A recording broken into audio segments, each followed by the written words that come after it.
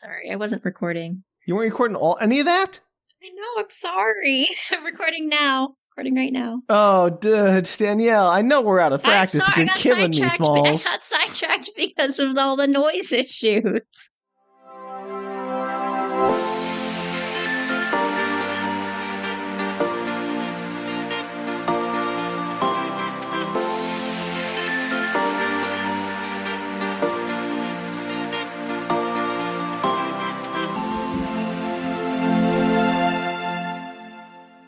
Hello, and welcome to Book Retorts 2022! Woo, 2022! Yay, we're back! You can't stop us, even though you might try. Just start it off, not listen. But they can't stop us from behind the scenes. We definitely hope they don't stop listening. We have no power for that, but we'll keep making it whether they listen or not. That's certainly true. So, we don't need much support to keep going. We have all the support we need, which is our own egos. And our mothers. Wow, we sound really pathetic. All right, well, before we kick off this year sounding like total losers, let's get into what the show is about. I'm Sam. I'm Danielle. And this is a podcast about sharing your weird media finds with your friends, Danielle. And that person is you today. Yay, I'm a friend. Just for today, Danielle. After today, not so much. I wasn't sure. I mean, you went on vacation for 3 weeks, and I was a little afraid I wasn't a friend anymore once you got some time away from me and realized how insane it was awfully I tempting. It was a real touch and go there, but I'm back. It's okay. We're all good. Perfect. So to kick off our new year of episodes, Danielle, I have a very special movie for you. It is the 1990 Stuart Gordon directed film, Robot Jox. Sure. Classic. Yeah. Sure. I don't know. I've never heard of it. Yeah, I don't think you had. I say this is a 1990 film, Danielle, but the DNA of this film was pure 80s. Of course. So I'm just going to call it an 80s movie from here on out. I don't want any letters or tweets about how it's 1990. It's an 80s film at its core. Well, yeah, it's called Robot Jox. And do you know how Robot Jox is spelled? J-O-X? There you go. Really? Yeah. Oh, that's terrible. That's even worse. It's, of course, it's J-O-X. I told you this is an 80s film. So let me send you a description. There's a much longer description that has all the usual fluff that I enjoy leaving in for you to read, but it just didn't really say the things I thought were the best about this movie, so I'm going to give you this shorter one instead. Okay. In a post-World War III... World War III world. I got it. In a post-World War III world where wars are outlawed and conflicts are decided between large killing machines called Robot Jox. Oh, God. A winner-take-all battle ensues between two superpowers over who is to control the state of Alaska. Yeah. Who wrote this movie? I'm guessing Stuart Gordon. Oh, wild. Maybe not. Maybe he's the director. I didn't look up who wrote it, so I apologize. That's wrong. A couple of things I want to take umbrage with that description. The robots themselves are not Robot Jox. The pilots are the Robot Jox. I mean, duh. Okay. So they're like manipulating robotic things? Yeah, they're mechs. It's giant mechs. It's like Pacific Rim, basically, except one person instead of two doing a weird dance inside the robot head. Less interesting. I'm not going to say this is a worse movie than Pacific Rim. I'm not going to say it's a better movie either, though. All right, continue on. Let's see what happens with the jocks. Are they like actual robot jocks? Like, do they play sports? Are they, I don't know, gonna go to frat parties? Deadly combat, then yes. Like, what do jocks do? And there are parties, so, you're not off the mark there. Perfect. All right, I'm on board. Let's see this. It's actually kind of fun. So, we open with a slow pan over a frozen wasteland. There's a bunch of broken down mechanical parts scattered around this barren terrain. We hear narration. It goes, "It is 50 years since the nuclear holocaust almost destroyed mankind. War is now outlawed." At this point, I had to pause the film. I'm like, how do you outlaw war? Like, no war for you. If you go to war, we're going to put you in jail? How does that work? Time out. I mean, the UN is just so effective these days. I'm sure they could stop war with just a law. Well, let's find out, Sam. Maybe the movie details. Anyway, I was immediately thrown off by that. Anyway, so war is now outlawed, and all territorial disputes between the two great alliances are settled by single combat. Here in the Confederation playing field in Siberia, a battle rages between two gigantic fighting machines, piloted by their nation's champions, the Robot Jox. I really appreciate your enthusiasm for making the setting really something that people can visualize and get along with. It's like you write your own little novel about each movie we do or each book. I like to try to bring the listener into the moment, like set the scene, get them invested, because the visual medium of movies doesn't always translate so well to the auditory medium of podcasts. I know, you're much better at that than I am. I'm like, okay, so there's this dude named Joe. I think that's his name. The actor is actually Paul. But I don't know because who knows? Danielle doesn't know the names of any character in anything she's ever done. Well, get ready for more atmosphere building because we see the corpses of mechs as electricity cackles over the sounds of fighting.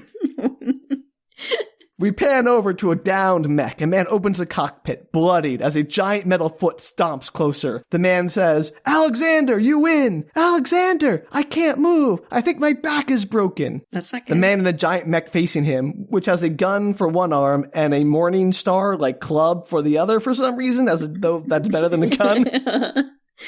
For up close and personal combat, Sam. We'll get to that, which is, again, this sounds stupid, but the movie has a plan for all of this. Which, I don't say it's a good plan, but it's a plan.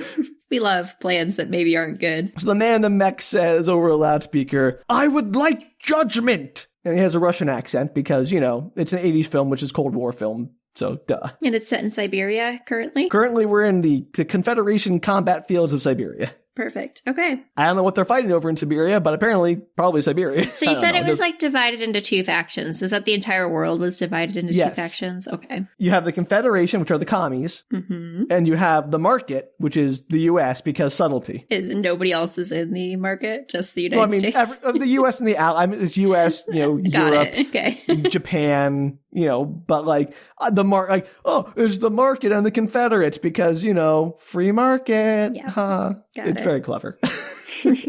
I mean, for an 80s movie. I should also mention that Stuart Gordon is a well-known cult horror film director, and thus I have not seen, I don't think, any of his other films. No, of course not. I've heard they're quite good if you like, extra gory, kind of over-the-top horror. So you might want to check them out, Danielle. It might be your kind of thing. I'm not necessarily into extra gory, over-the-top horror. It just depends on the type of gore. Okay, well, specific gore needs.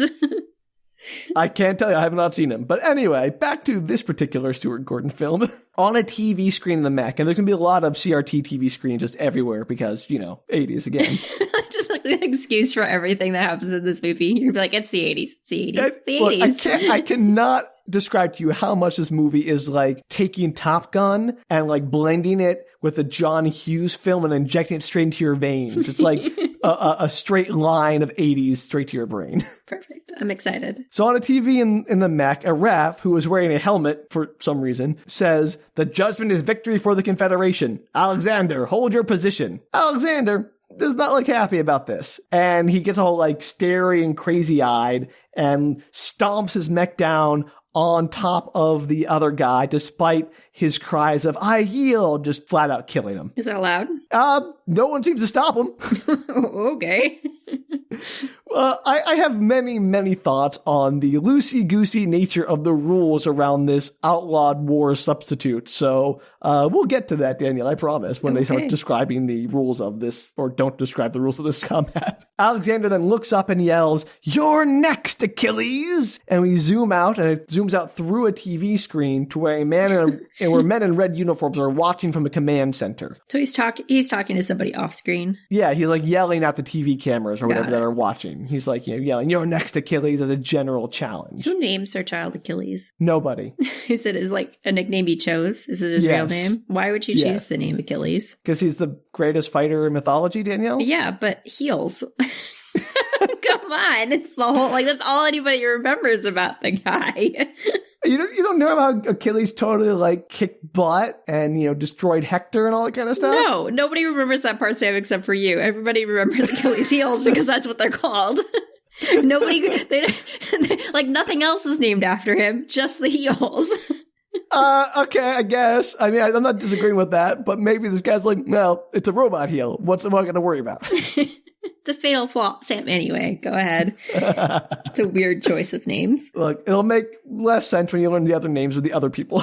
Okay. So a man with a Texan accent who is played by Michael Aldridge and a cowboy hat while wearing a 80s jumpsuit uniform. Classic America. Yeah, cowboy hats go with everything, apparently. I mean, they do. Just ask Texas. Yeah, it's a white jumpsuit, with red stripes. And he says, "You should have sent my man in. He wouldn't have let a bum knee stop him." Another man says, "It wasn't primarily the knee. He knew how to counter the tar spray. Clearly a matter of espionage." Dun, dun, dun. Yeah, so, I don't know who any of the people are yet, but they all look like they're important. Do you think that if our world decided that wars were no longer allowed and everybody had to do, robot wars, do you think everybody would be super excited about that? I mean, would it be like the new reality television? Oh, Dan, yeah, you've read this movie like a book. There is a whole plot point revolving around spectators to these events. I mean, wouldn't you watch two competing nations fight it out in giant robot suits? Yes, even if it wasn't deciding the fate of Alaska, who cares? Exactly. So I actually think this movie has a point. This movie, I'll be honest, after watching this movie, I don't know if it's either brilliant or stupid or so stupid it's brilliant. I can't figure out if it's there's definitely satire in here. A lot of satire, but there's also some things that are oh, that's just sexist. So. The 80s. Yeah, exactly. So, a little, it's a hard judgment call to make. You really like to find movies with sexism. I don't like to find them, but there's just a lot of them out there, Danielle. Welcome to the patriarchy. That's true. And you do watch a lot of classic 80s, 90s, that area of movies. To be fair, Evolution there's no excuse for that one. Yeah. That was early 2000s, right? Yeah. It couldn't help David itself. Duchovny. I know. It was just that movie. Yeah, I know. A real problem. So I guess I just find those kind of movies to be worth exposing, and they are very weird. I find their sexism weird. Let me put it that way. All right. Well, let's get to the sexism. Give it about 3 more minutes. Perfect. I want to complain. So through more exposition, they all shout at each other. It's revealed that Alexander has killed 9 of their people in a row, which wouldn't that mean they clearly won the combat thing? I don't understand if he's just won 9 competitions in a row. I guess they've conquered America. I don't understand how they decide what you get when you win, what the stakes are. Or what the cap is, how many times do you have to win before you win? You get the sense that they fight over regions, because the next region they're going to fight over is Alaska. So maybe they're just battling back and forth over various regions at a time. So this is Risk? Yeah, I was going to say, just like Risk, Dan. I was going to say that exact thing. This is just Risk with robots. This is brilliant, Sam. Like I said, it's got a brilliant idea in there, Daniel. It's kind of great. I am so on board with this movie so far.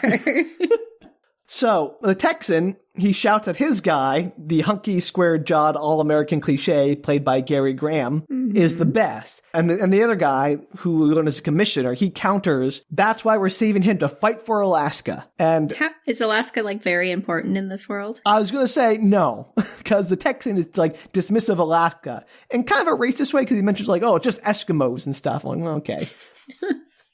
And he insists that if his boy was out there, Alexander would be dead. As it stands, every other member of their team is dead instead. And the guy in the suit's we need to fight for Alaska because Alaska's got oil and it's got timber and it's got mining. I'm yeah, sure. But no offense to Alaska, which is a beautiful state with lovely people. But if Alaska were to be, become part of Canada today, I don't think it would really affect the United States that much.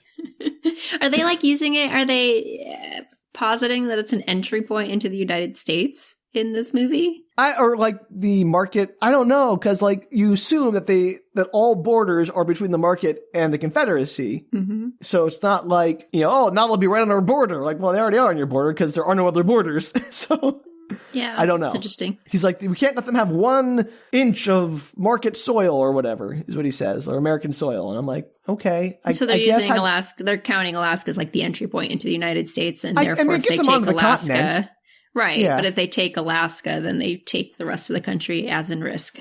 Well, I guess, but also you still have to do all the robot combat. It's not they can suddenly invade. It's still the same robot combat back and forth. So, Sure. Again, I'm very confused by how the politics of all this work.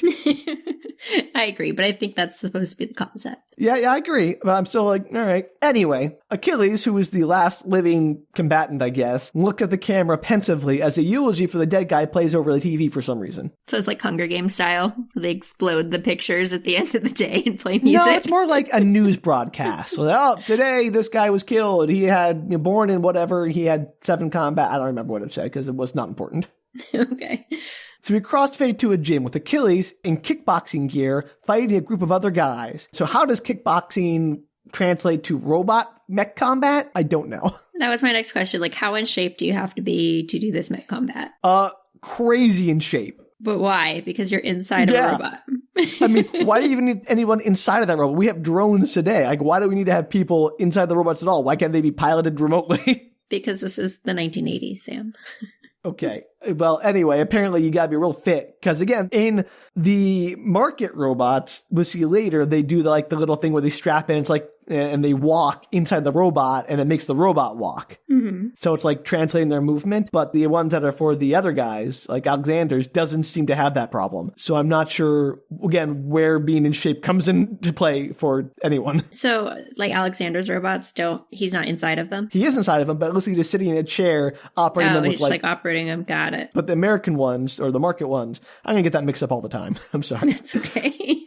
Are basically just like a one-to-one VR experience kind of thing. And I don't know why that'd be better. Because it looks cooler on screen? Yeah, I mean, there's that. And it lets them do cool kickboxing moves. Exactly. See? Problem solved, Sam. Yeah, okay. So anyway, Achilles kicks all their butts as the Texan cheers him on. And one of the guys he knocks down attacks Achilles after the match is over. And Achilles kicks his butt again and yells at him about, like, this is training.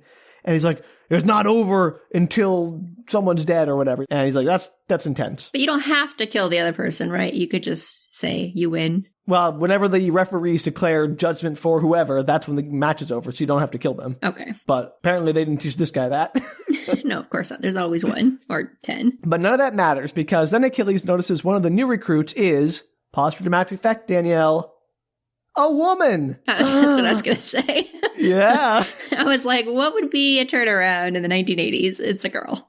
Yeah, it's a girl, Danielle. She also is sparring, and she kicks some butt, and the Texan is like, they're never going to beat Jox, whatever that means. So I guess beat out Jox for the job of fighting with robots? Doesn't matter. And Achilles comments, some of them ain't too hard to look at, and I want him to be stepped on by a giant robot. Yeah. Is Jox like a brand? Like a group of this group of robots? No. It's just the people who pilot robots are the Jox, or the robot They're all called, like, and that's the same in other countries? Is it like a general term? I don't know. We spend literally no time in the other countries. Sorry. Asking questions that have no answers, as usual.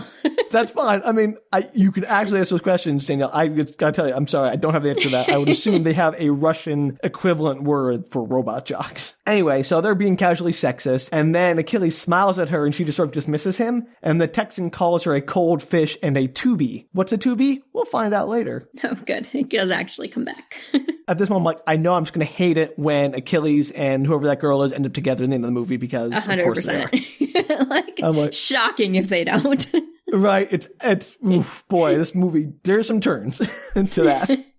All right. So that's when the Texan is introduced to an older lady who is Professor something. Don't remember her name. She's not important. But apparently she created the test tube babies who are these other people in the gym. And that's what tubies are. So they're not real people? Well, she insists that they're human as anyone else. They're just grown in a cloning vat or whatever, as opposed to a womb. Right. Just genetically engineered to be the best fighters in history. So not really just like us then. So if they're genetically modified human beings, they're super soldiers. Yes, I got it. I'm just saying, her insistence that they're just like everyone else, except better, means they're not just like everyone else. She probably means, like, in other words, as like humans, emotionally, whatever. They're still except they're humans. Absolutely not human emotionally, because we learn later she bred fear out of them. So that doesn't help. Fun. Yeah. So I really think she's off her rocker. You'd probably kill yourself accidentally if you were not afraid. Yeah, no, there's an argument. I'm getting ahead of ourselves. We'll get to that, I promise. I just think, like, sometimes fear is healthy because then it makes you not jump off the cliff, you know? Like... They have that argument in this movie, Danielle. Don't worry, it's covered. Oh, good. I'm so glad this movie is ahead of me for once. So the Texan and Achilles are dismissive, but she insists that they have the best training possible. So, like, you make sure you train them well, since the Confederation is also producing Gen Jox, they're called. Okay. So they can't fall behind. Then she asks each of them for a sperm sample because she wants more stock to make her Gen Jox out of. And Achilles and the Texan are two of the best ever Robot Jox. Okay, so, question. Yep. Maybe they'll get into in the future. If these little tubie babies are mostly made from these two guys. Well, we don't, no, they're not. Okay. It appears that this is the first time she's asking the two best champions for their sperm samples. Okay, good. Because I had questions, but I will. I was just wondering if the girl was in any way, like... related? No. It was wrong. She's actually a person of color, so no. And he's white, I'm assuming. Oh, extremely. Of course he is. He's a hero in an 80s movie. I assumed that from the get-go because of the 80s. The woman is played by Anne-Marie Johnson. Okay. I don't know who any of these people are. This is a very B movie, Danielle, I'll be honest. Every person you've referenced, I have not known who they are. That's fine. I figured I'd put their names out there in case anyone else did. No, I think it's important. But anyway, so the Texan and Achilles, they just sort of laugh at the notion. And Achilles gestures to the woman and says, can't we skip the middleman and make a direct deposit? And I'm so sorry. I didn't mean to pick another media where the heroes are the worst. I'm very sorry. I don't know why this keeps happening to me. So not good. No, he's awful. They're awful people. You do pick awful characters. I don't know why so many movies are made with people who are just unlikable as heroes.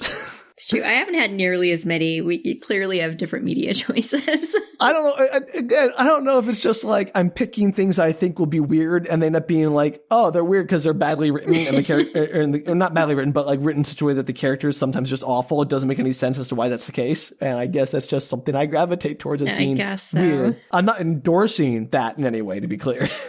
So anyway, we cut to the Texan giving a tour to the Tubies of the command center where Dr. Matsumoto handles the technical and the Texan handles the tactical. And the Jock controls the robot and needs the whole team to win. So it's a whole team effort. They're like, can't the Jock just do everything by himself? Like, nope, he needs the team for some reason. So do they often use these Tubies, or is this like the first introduction of them? This is the first batch of Tubies, I think. First batch. They reached, what, age 23? They're good to go now?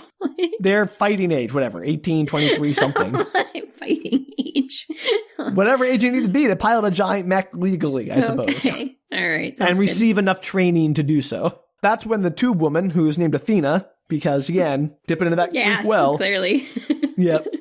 Ask him about his last battle, like the last battle the Texan ever had before he retired, when he was a jock, and how he was totally outmatched and he was about to be destroyed. But he had one laser blast that managed to turn the tide in his favor. Like he got a shot off that completely destroyed the other robot. And she asked, like, how did he find the one weak spot in his enemy's armor? There's nothing in the records about, like, was there any tactical information he had about that? Like, where did they get the info for that? And he's like, nope, it's just a lucky shot. That's all. Luck is just as important on the battlefield as training, is what he says. Okay. And then the Texan brings up a screen with Achilles on it while he's suiting up for combat, because they're about to do the big fight between Achilles and Alexander. Oh, that was fast. Yeah, it happens immediately. I thought that was going to be like farther into the movie. No, it happens now. Okay, well, does Achilles die? Movie over. That'd be spoiling, Danielle. Okay. And then Athena has to revenge. That'd be a way better movie. I don't know where this movie's going, but I feel like that should happen. I mean, I would love to see Athena go on a revenge kick, but we'll see. We cut to the TV screen with the Russian guy, Alexander, who's played by Paul Kozlow, taunting Achilles about how he's already won the psychological battle. Okay. He's like, I've already won. I've already killed you up here. And he like points to his head. He's like, okay. How would you know that? I mean, genuinely, how? I think he's like, I've already killed you in my mind. You're already dead to me. You know, I've already won this fight in for me. It's already over. I don't think that's how that works. Well, Dr. Alexander then. Dear Alexander. So this TV is like set up in a square and it's being watched by a crowd of peasant-looking people, most of whom are wearing N95 respirators, which was a very jarring experience. I'm like, wow, was this movie made this year?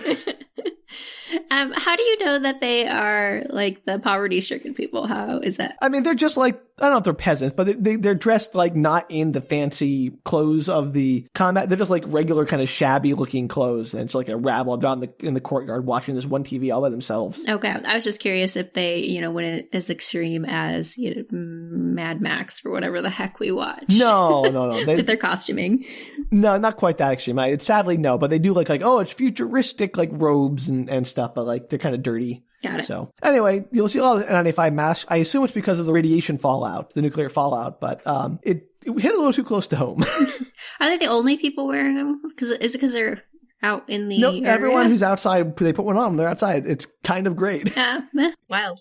I know. So anyway, one guy's cheering for Achilles to kill Alexander, and then a man comes on the screen using like an artificial voice box, like he had a tracheotomy or whatever, and he's like announcing there's a new secret weapon just for this upcoming fight, and the crowd cheers. Another guy goes up to like an automated betting machine where the odds are 4-1 for Achilles, and he places a bet on Achilles, another like 50 bets. So this is like, obviously it's America, people are betting on this. Yes, clearly. So then Achilles comes up on the screen, everyone cheers, and another voiceover, because all the exposition is voiceovers from TV announcers in this movie, says that Achilles is trying to become the market's next person to win all 10 compulsory fights. So I guess when you sign up to be a robot jock, you have to do 10 fights before you're discharged. And so there were 9 other people before him on this, before he did his 10th fight?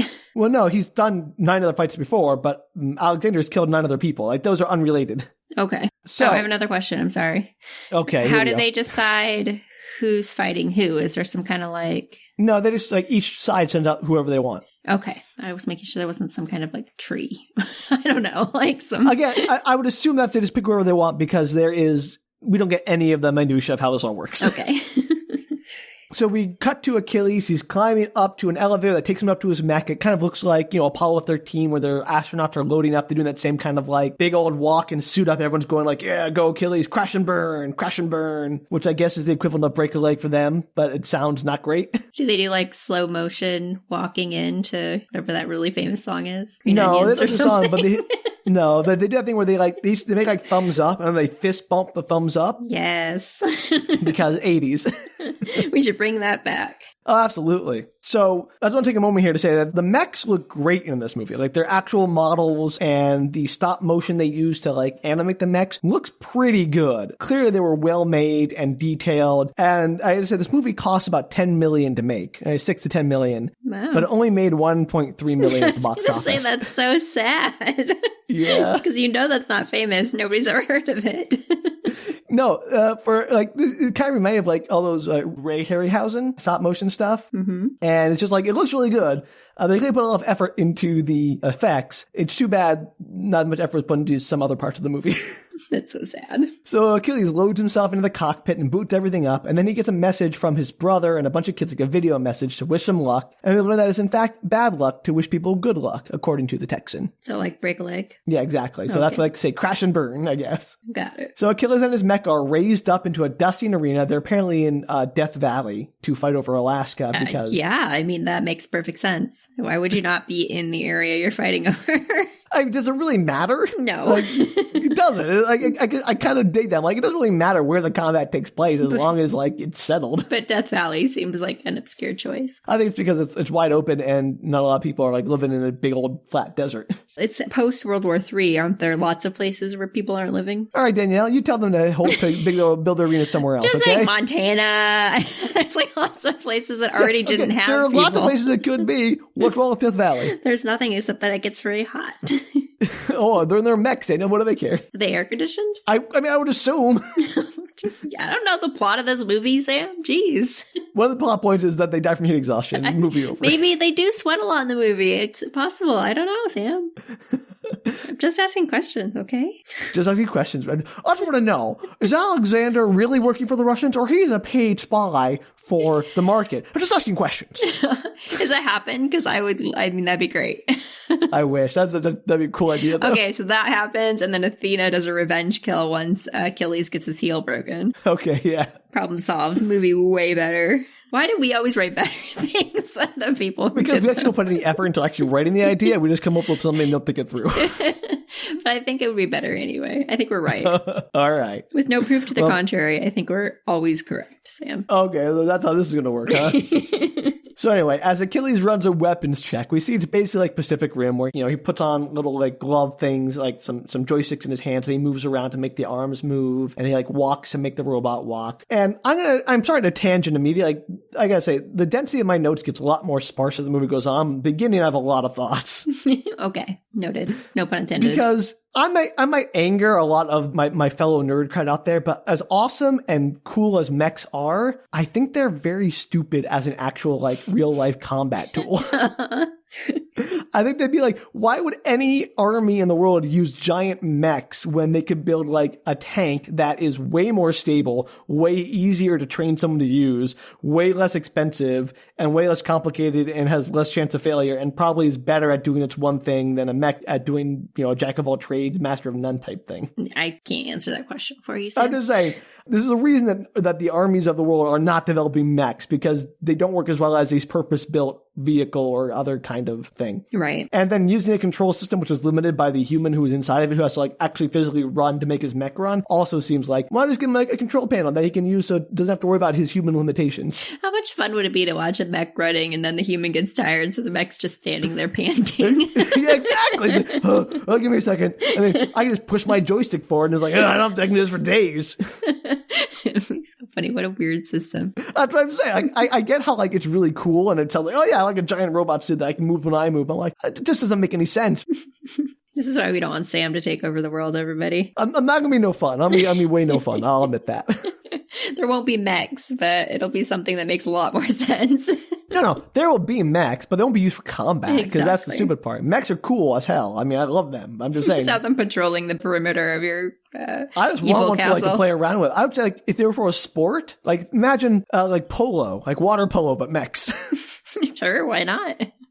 Or like mechs playing lacrosse or something. I'd watch mechs playing lacrosse. I don't know why I'm picking all like the country club sports here, but because they're funnier with mechs. Exactly. Like I want to see a mech like playing golf or something. Like it's just so stupid. It's great. I love that. Riding horses.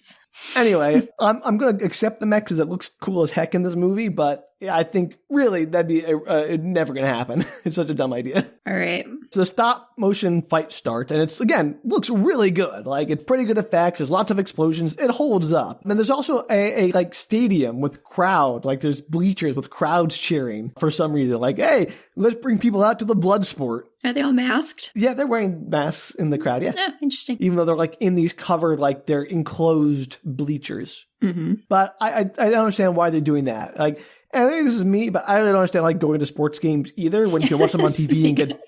Because you wouldn't go doesn't mean that other people wouldn't. No, but like a couple of things. One, you get a better view if you're at home watching on TV. I mean, that's and it true cost, if you're in the back of a stadium for a football game too. They're like little ants.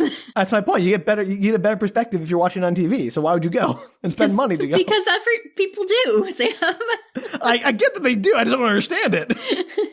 If there's a market for it, again, no pun intended, but if there's a market for it, they will 100% be doing it.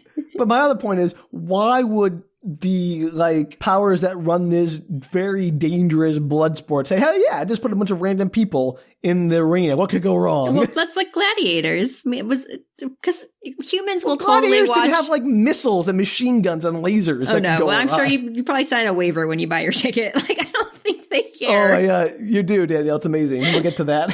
See. I cannot imagine if we had mechs in the future. I cannot imagine a world where we would not allow people to pay for tickets to come watch. Danielle, no, I agree with you. 100% people would do this, but I am saying it's a bad idea. Oh, like, sure. I'm not saying people, yeah, that's all I'm saying. I'm so not saying is American football. It's a bad idea. However, I'm not saying, again, okay, I mean, that's all I'm saying. I'm not saying there's not a market for it. I'm just saying, why would anybody in charge allow this to happen if they had an ounce of sense? Because we have, we have other things that happen that shouldn't happen. Yeah, it's a fair point. I guess I just thought the future would be better. No, you know better than that. I have lived in the future, and it is the present now. Anyway, as the mechs lumber towards each other, Alexander starts firing some cannons at Achilles, so Achilles fires back. This goes on for a while, lots of sparks and fire, and it doesn't really seem to accomplish anything. And then Alexander fires a red laser at Achilles, which he deflects by lifting up his mech arm, and there's a mirror attached to the wrist of his mech arm that deflects the laser, and it's really awesome. Love it. The crowd goes wild. It's great. It's my favorite. Oh yeah, we'll put a mirror on your mech's wrist to deflect laser. I'm like, that's so cool. It's great. I love it. It's dumb. I love that. So great. This inspires Achilles to try the new secret weapon, which is a green laser, which is better than a red laser, I guess. I don't know. Yeah, green's a better color. Okay. It doesn't work. He fires at Alexander and nothing happens. And the control room erupts into complaint about it must have been spies. They've compromised the green laser, our secret weapon. So, looks like Achilles' secret weapon isn't going to work. Maybe Achilles is the spy. Well, maybe he is using a Trojan horse to complete the metaphor. Maybe. Is Athena the spy? That doesn't seem to make any sense in terms of the Greek mythology, but sure. I didn't know we were actually following the Greek mythology with the character names. Because Achilles was part of the Trojan War, and the Trojan... I got it. I was just saying, I wonder if Athena is the one that, is the spy. Unless they're following an actual plot line. I don't know. Did she lead the revolution of the Tubies to take over? Maybe in the next movie. Please make this movie better than it is. I can't, Daniel. I can only make it what it is. Bummer. So that's when the announcer says, "Here comes the referee floater," and this referee comes up on a little hover pad that's a circle that he just floats around on. So and it's literally dumb as heck. floating. Yeah, it's great. And he's wearing a helmet, strapped in. It's like a hover pod. It's so great. You wondered why they were wearing a helmet. That's why, Sam. Yeah, I figured it out, Danielle. This movie, 10 steps ahead. Did they really see the referee floater? Yeah. Why don't they just call it I don't know. It's a stupid title. A floating ref. Here comes the referee. Here comes the referee. Why shouldn't he be a floater? Just a weird referee floater is a weird term. I agree. But the announcer says that they've shut down the long-range weapon. So now it's melee combat time. So I guess the first 10 minutes are long-range. Everything else is melee for some reason. I don't know why that's a rule, but apparently it is. Okay. All I know is the referee floater looks goofy as heck, and I'm here for it. Fun job. The mechs square up. Achilles blocks a kick, but gets shoved down, and his mech falls over, knocking Achilles unconscious, immediately. He is not much of a fight for the champion of the market. Well, everybody has an off day, Sam. So everyone in the control room is yelling for him to get up, Achilles. And he regains consciousness just in time to use a plasma torch to burn the leg of Alexander. And now I say that, I mean his mech. So Alexander falls over. In doing so, Alexander launches his fist like a rocket fist. So it detaches and flies away. But it goes haywire and is heading for the bleachers. Oh no, who could predict the tragedy at a blood sport combat with giant mechs? Go gadget. So Achilles gets up and he dives in front of the fist Secret Service style. No, and he takes it right to the chest to protect the crowd. Only because he's a moron, he forgot that the fist has momentum and it knocks him over into the stadium, crushing it. Crushing the entire bleacher, which seems like it would be worse than if he had just done nothing at all, because the fist was a lot smaller than his whole dang mech. All the people are dead now? Did he kill a bunch of people? Yeah, absolutely. Oh, that's so sad. Poor Achilles. So good job, Dingus Achilles. He climbs out of his mech cockpit and is greeted by the sights and sounds of wailing, crushed, and injured spectators. Children, women, men, all of it. Who would bring their child carnage to that? Oh, so I'm sorry, Danielle. The spectators is fine, but bringing their child, that's a bridge too far for you. I'm just saying, I believe it exists. I even believe people would bring their children. I just think it's a terrible parenting idea. Well, we're on the same page then.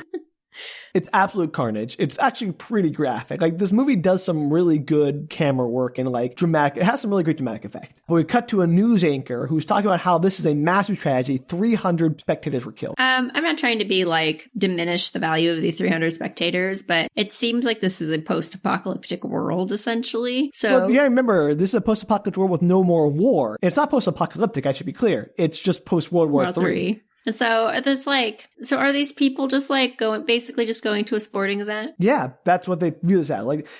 All combat is single combat. So the highest body count for any conflict is 1 usually. Right. So 300 is a massive. Is this the first time that people have died? Yes. Because that seems I agree, totally Danielle, unlikely. but here we are.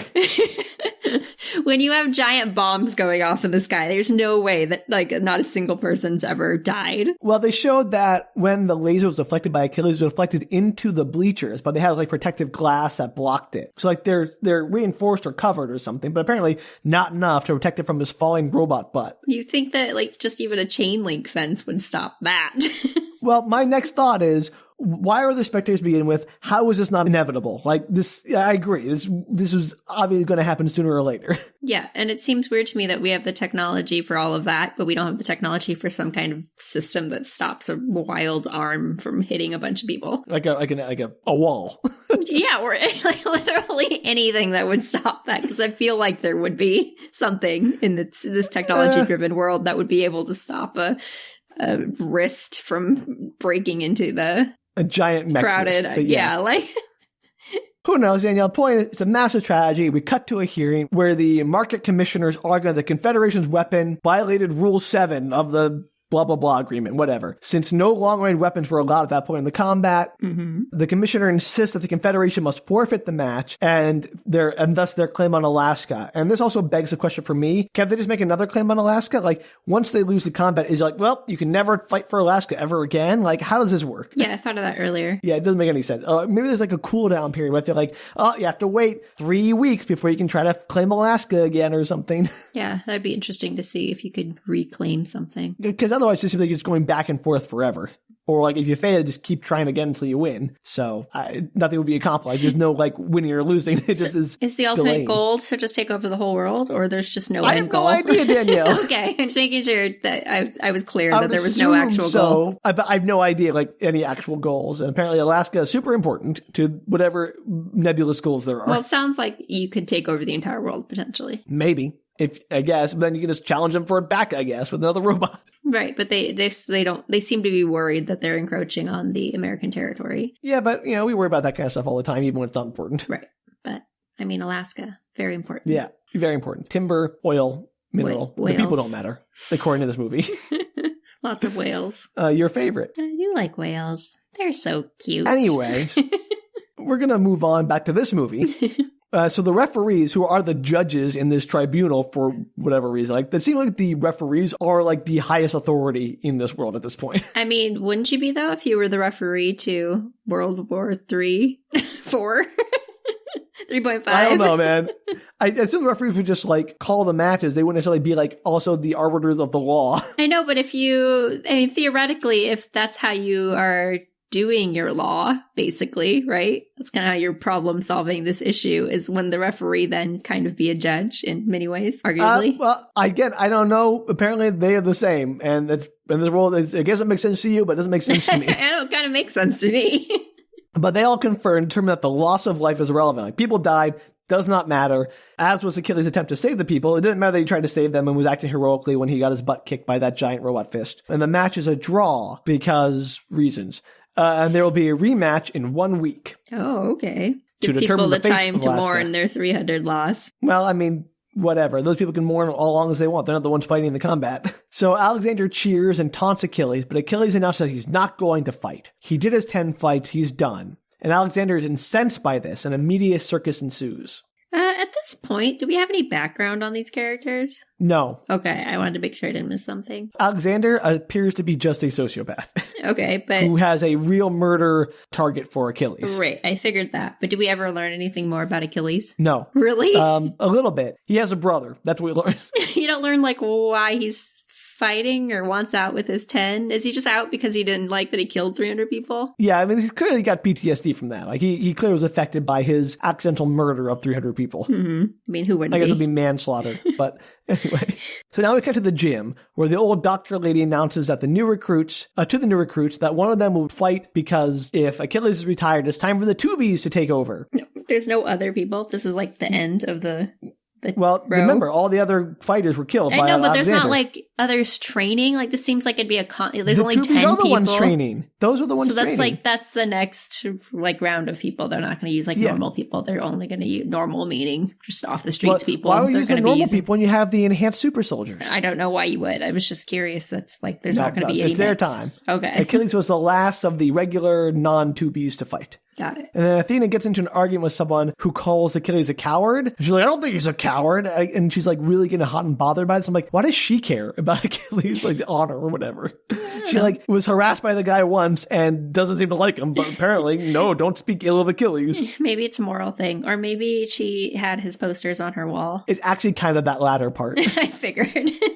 So meanwhile, the commissioner guy in the suit confronts Achilles like, you have to fight. You haven't finished 10 fights. And Achilles is like, well, I started 10. That's enough. Mm-hmm. And then, gosh, this is so weird. So the commissioner is like, what do you know? You can't even read your contract. And Achilles is like, I may not be able to read, but that doesn't matter. And I'm like, wait, you can't read? That's interesting. Apparently, it's a big thing that Achilles can't read. And do people in this world generally can't read? Why? It's a great question. It never comes up again, ever. Is it just like a failure in the school system? Is there no longer a school system because the world's been half destroyed? Danielle, I've told you literally everything I know about the reading in this world. And is that Achilles can't read. Is he the only person who can't read? Is it like a personal, like, is he like dyslexic or something? Never got the proper education? Or is it just like, oh, we don't teach people to read anymore because it's all about robot fights? But it never comes up again. Like, it's not a plot point. Ever. Never even mentioned again. It's not even that they like screw him over because he couldn't read his contract? No. Wild. Why would that even be in there? I don't know. That's what I'm talking about. Like, oh, this is going to be a big plot point that he can't read, or like this whole world is downtrodden. Like maybe something happens that like there's some kind of like spies are passing notes by written word and no one knows it. But no, it's absolutely nothing. That's such an odd choice. It's so weird. I cannot explain. Very 13th Warrior. I don't know why that would ever be in a movie. I really just want to have a conversation with whatever was going, whoever like wrote that, and be like, what was cut out of this movie that made that make sense? It has to be something was cut out. Oh, it's only an hour and like 20-minute movie plus credits for an hour and a half. Well, that extra 20 minutes explained why it was important that he couldn't read. It's so weird. I don't know, Danielle, but there we go. Achilles can't read. And then the commissioner tries to like, hey, I'll give you any amount of money you want to fight. But Achilles is like, nope, I am done. So we cut to, I guess, a retirement party or just a bar or something. It's just a party, I guess, where a bunch of people are dancing to the most 80s electronica music ever, which is supposed to sound like future, but it's like boop, boop, boop, boop, boop, boop, boop. It's like booping. It's, 80s electronica music. You've heard it. It's a kegger for all the jocks. Yeah, exactly.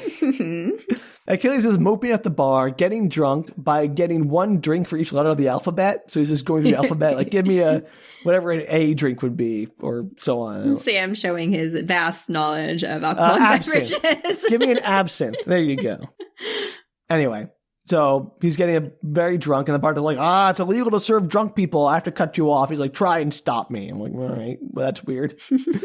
That's when Athena and another guy comes up and are like, hey, Achilles, we're just curious why you risked defeat to save the spectators. They all signed releases. See, told you. Yeah, and he's like, you just let them die? And they're like, yeah, of course we'd let them die. We're there to defeat Alexander. The spectators are irrelevant. Which is why they're breeding tubies. Yeah, exactly, because they don't have that empathy. So no just like moral quandaries for them. And then Alexander walks in, and I'm like, wait a minute. So they all just share a bar with the enemy? Are they chill? Like in the bar, they're actually friends? No. That's a shame, because that would have been a real good bot. But Alexander's all like, my friend, drinking to forget. And he like taunts him about the deaths of everyone. And he's just like, clearly that he's enjoying half responsible for. Yeah, exactly. That's when one of the tubies is like, really gets bothered by Alexander's disrespect. And he's like, challenges him. But Alexander's like, I don't fight tubies. And you have to forgive my terrible Russian accent, which is about as good as the one in the movie. I think it's great. Continue on, Sam, with all your terrible accents. All right, sure. And don't let my accents bore you. I love your accents. I like the German one from the mixer liquid. Did you have a stroke? What happened here? The one by the never-ending story author, Michael End. Oh, Michael End book. All right, yeah. Something lotion potion. Notion potion. Not lotion potion. I always think it's lotion potion. That's so gross. Why don't you just call it by its other title, The Night of Wishes? Because I don't remember that one. All I remember is mumble, motion, potion.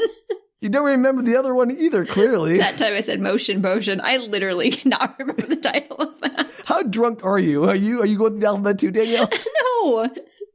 All I had was some soda, you guys, I swear. And a bunch of rum in that soda. It is quite late at night. Oh, yeah, I'm so sorry it's so late for you, Danielle. I know. It's much later for you. Oh, I'm tired. It has been a long day. I feel you. All right, we'll keep going because we're going to get going. It's terrible. So the 2B grabs Alexander, who's like, easily grabs the hands of the 2B and he's like crushing him and like pushing him down. He's like, you dare to touch me? And like squeezing his hands. And then Achilles tears Alexander off of the 2B and Achilles like, let's settle this now. And Alexander's like, no, I don't fight for fun. What do you fight for, Achilles? And he's like, we fight Saturday or not at all. And then he just leaves. And then Achilles is all like, oh, grr. So Achilles said they fight Saturday or Alexander did? Alexander's like, I don't fight for fun. What if Achilles was just like, nah, I'm good, thanks. That's what he's saying. Achilles is like not going to fight. And Alexander's like, if you want to fight me, you're going to have to come back into the mech arena to do it, basically. So if he says he doesn't fight 2Bs, how is he going to move on to the next round of fighting? I mean, he'll be fighting 2Bs. I mean, he was just saying that to be dismissive and condescending. Okay. He'll fight whoever in the mech, I'm guessing. Like, they don't care. Okay. So then we cut to Achilles having nightmares about the accident. He wakes up in a cold sweat with Athena watching over him, who was apparently there all night because he got so... Why is she in the room? So he asked that same question, and apparently he just got completely blackout drunk in the bar, so she carried him home and then undressed him and, quote-unquote, studied his body. No. Why? No. Yep. Make it stop. And Achilles gets up and is like moaning about his hangover. Like, I need orange juice. He doesn't have any orange juice. And Athena follows him around like way too close. And Achilles is clearly still kind of drunk or out of it. And he can't find orange juice, so he makes coffee. She's like a puppy. And he finally asks, like, why are you studying me? And she was like, I want to see if you were like different. If there's something about you that made you different, that made you a champion. Like if there was a physically different thing about you, but you aren't special. Your body isn't special in any way. And he's like, oh, great, thanks. But she's like, okay, so what does make you different? If it's not anything about you physically. Sam. And he's like, I don't know. It's luck, I guess. Is this like luck genes? Are we ring-worlding this situation? That would be amazing, but no, unfortunately. They're not going to like breed luck into the 2Bs? No, but like, you gotta admit, that was a pretty great twist in the ring world. I think they should do it in this movie too. I think they should in most movies. That's what a great idea. Breed for luck. So anyway, Athena's like, I don't buy that. You just either have it or you don't. And he's like, well, you make your own luck. And Athena interprets that as like, oh, so you need confidence. But Achilles is like, well, maybe what people need is fear. And Athena's like, I don't feel fear. I was bred not to. And Achilles is like, oh, I guess you're not really human. And like, fear is important to that whole conversation you were having about, it can help or whatever. Right. And Athena gets really upset about him, like calling her not human. And it's like, maybe you're just a coward for fighting out of technicality. So you have to fight Alexander. And he's like, get out. And as she's leaving, she yells back, you're just talking about luck and fear. There's nothing you can teach me but how to lose. So. Ouch. Yeah. Back at the gym, Achilles and the Texan are watching the workout. And Achilles is like, she thinks she can beat Alexander. And the Texan is like, if that other guy gets hit by a truck, she's next in line. But she's good on paper. But she's a woman, so no chance. Oh, yeah, she can't, other than being the next in line. How is that decided by skill set, or is it just like you draw numbers out of a hat? I guess someone else decides the order, not the Texan. But he's like, she's a woman, so, there's no way she can beat a robot jock like Alexander. Because he's the worst. Why? Okay, real question. Yep. Are these assigned by, like, someone else? Like, is that, like, the woman who came in earlier, is she the one that, like, put these 2Bs into his care? I have no idea. There is so little about the actual structure and hierarchy of this organization. It just seems like he didn't have a choice because he wouldn't have picked a woman, clearly. No, I think like the commissioner is in charge, obviously. And he's like, they're the primary teachers for the whole training program. Okay. But anyway, they're just awful, is the point. So as they're heading to the showers, Achilles gives Athena a scarf for luck. And then she suddenly seems charmed by this for whatever reason. Okay, sure. And there are some good gratuitous butt shots if they get into the shower. So that's nice. They didn't like breed out sexual desire or something? Like, you think they take out anything that's going to get in the way? I have no idea. Boy, Danielle, that's a real good question because I'll have thoughts on that when we get to it. Because, boy, there are some questions that are raised that are not great. Because I get breeding out fear or whatever, or not, not having it. And you but think also breed out anything, like you could compromise them with a honeypot or something. Yeah, it just seems like strong emotions in general you would breed out. And just apathy maybe would be better. Obedience, I think, is what they breed for, sure. actually. But yeah, same idea. I get, Dan, you're not wrong, but I don't know. The answer to that question, I don't know. We'll get to that. Okay, crazy. It's weird, and we'll get to it. I love that this movie apparently gets to that, because it doesn't sound like the kind of movie that would. It doesn't actually get to that specifically, but I think you can read between the lines in some ways. So we cut to Achilles being driven through the city in a hover car, and he parks it, and he gets out, and he uses a remote the size of a paperback book to lock the car, because, key fobs, I guess, were still too far in the future. I like that they didn't think that it would ever be smaller. That's the best part of that whole scene. I know. Nobody ever was well, remotes are smaller than that, but I don't think we'll ever have anything smaller than a remote. To be fair, they use that remote for more later in the movie, but at this point, I'm like, wow, that's the dumbest looking key fob ever. It's the size of a fit. It's it's bigger than his hand. He has to hold it in 2 hands. It's so funny. How do you carry? Okay, real good. How do you carry that around with you all day? Because he has giant pockets in his trench coat or whatever. It's great. He's in civvy clothes. What, how females never have enough pockets on their clothes? No, it would be the most inconvenient thing in the world. It makes no sense. I like that a lot. That's my favorite part so far. Okay, that's your favorite part. Good to know. Funny. It's really funny. I just they saw the future, but they could not fathom that anything would be smaller than that. So anyway, as he gets out, he takes a mask and he holds it up to his face, but unlike everyone else, he doesn't put the straps on because I guess it's too much work. Oh, he's one of those dudes that wears the mask beneath their nose at the grocery store. No, he holds it over his face. He just refuses to not hold it with his hand. I'll just hold it here. It's good enough. It's crazy. Lazy. And he walks into a building where he sees a poster of himself defaced with the word coward. So poor Achilles. And he goes inside, and it looks like a daycare. It has this woman, he's got a bunch of kids running around, she greets him. And then his nephew runs up. Oh, wait, it's not a daycare. This is his brother's home with their 6 children. Oh, quite a few. Yeah, and Achilles goes by Jim now. He's no longer Achilles. He's going by his given name, Jim. Jim, Achilles, Jim. Whatever his last name is. So he's no longer a jock. I don't earn the name Achilles. I'm just Jim now. That's a great name. I'm so going from Achilles to Jim. I still am amused that he chose Achilles. Did knows? Alexander choose Alexander? I mean, that's just a regular Russian name, though. It so is, I don't know but it's also a great warrior name, so I'm just curious. I have no idea. Maybe it's just the market people who pick the weird names. Maybe his name's Vladimir or something, and he decided to go by Alexander. Vladimir's a pretty kick-ass name, too, It is, too, but maybe he didn't want to go by it, Sam. I could go by Rasputin, but Alexander, that was fair into my enemies. It's just great. I don't know why, just the market chooses names. I'm Achilles, I'm Athena, I'm Thor, I'm Alexander. I like the idea that all of the communist countries are all just their normal names. So they're John and Margaret and who knows? But whoever it is. Those are not really Eastern Bloc names, but sure. Whatever version there is. Well, yeah, so maybe there's some Vietnamese people in there, right? Or North Koreans. Absolutely. Or Chinese. An entire combination of people that just have their regular names that they're fighting against Achilles. But America's we got to put it on air. They got to change our name to Greek stuff because we still have to have that thing where we give all credit to Greek and Rome to the only place where civilization existed, even though that's complete BS. We can't possibly think about, other nations and their great warriors of history and stuff. It's good to know that our future has not changed after World War III. Yeah, so the ethnocentrism is still strong. It's important. So he grabs a beer with his brother as his wife handles a call that is harassing him about Achilles. They calls Achilles sucks, and then hangs up. Do they have his phone number? I don't know why they call him his brother. Phones? Yeah, they're still corded house phones. Of course. The brother and sister-in-law just sort of brush it off, and she announces they're having real meat as a special treat tonight, and which she reveals is a hot dog and a pot of beans. So that's funny. I mean, it's delicious. It's always great. It's really good. So we cut to Athena in a white room. A man announces this is the test, and there are a bunch of other tubies in the room too. It is the rattle room. Her and the others have to get to the top without breaking their necks, according to this person. Literally, again, what this has to do with piloting a mech, I don't know.